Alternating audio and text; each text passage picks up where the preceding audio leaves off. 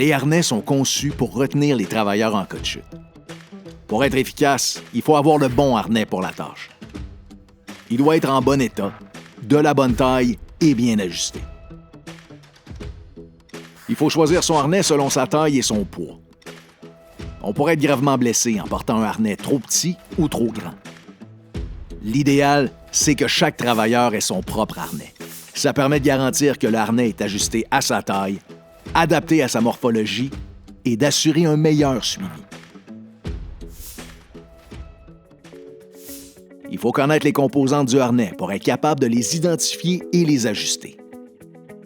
Il y a les bretelles, aussi appelées sangles d'épaule, la sangle de poitrine, les sangles de jambes, les boucles, qui peuvent être de 3 types, rapides, à enfiler ou à ardillon. La sangle sous-pelvienne, l'anneau dorsal en D et le support d'anneau en D, et les étiquettes d'avertissement et d'identification de produits. Il existe plusieurs types de harnais. Pour être protégé adéquatement, il faut utiliser un modèle adapté à notre tâche. Les harnais sont classés selon leur utilisation. En construction, on utilise surtout les harnais pour se protéger contre les chutes de hauteur. C'est pourquoi, peu importe la classe du harnais, la protection anti-chute se fait via l'anneau dorsal. Un harnais peut appartenir à plus qu'une classe, mais doit toujours être conforme aux normes établies pour les harnais de classe A. Pour assurer le bon fonctionnement du harnais, il faut l'enfiler et l'ajuster correctement. Une sangle mal ajustée ou tordue peut causer de sérieuses blessures pendant une chute. On commence par vérifier visuellement l'état du harnais et l'intégrité des composantes en le tenant par l'anneau dorsal. Les sangles doivent être démêlées et les boucles doivent être détachées. Ensuite, on enfile les bretelles comme on enfile une veste. Il faut ajuster les bretelles pour que la plaque dorsale se retrouve au milieu du dos. La base de l'anneau doit être placée au centre des omoplates. Si ce n'est pas possible, c'est que la taille du harnais ne convient pas. Il faut tirer sur la sangle sous-pelvienne pour la placer sous les fesses. On attache les sangles de jambes en s'assurant qu'elles ne sont pas tordues. Il ne faut pas trop serrer les sangles. On doit pouvoir passer les doigts, mais pas la main au complet.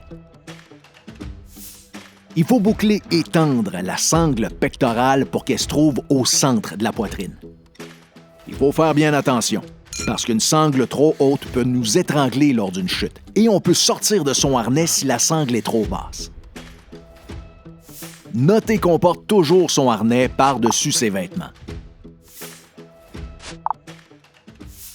Quand on utilise un harnais dans un système d'arrêt de chute, il ne faut pas oublier qu'il doit être inspecté à chaque année par une personne qualifiée qui a les compétences nécessaires.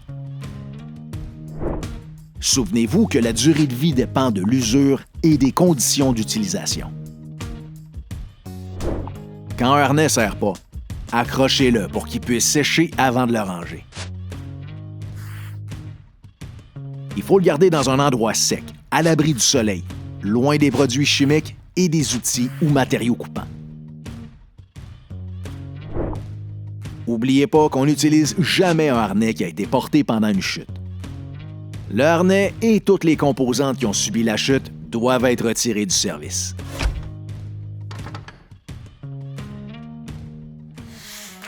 Portez toujours un harnais quand la situation l'exige.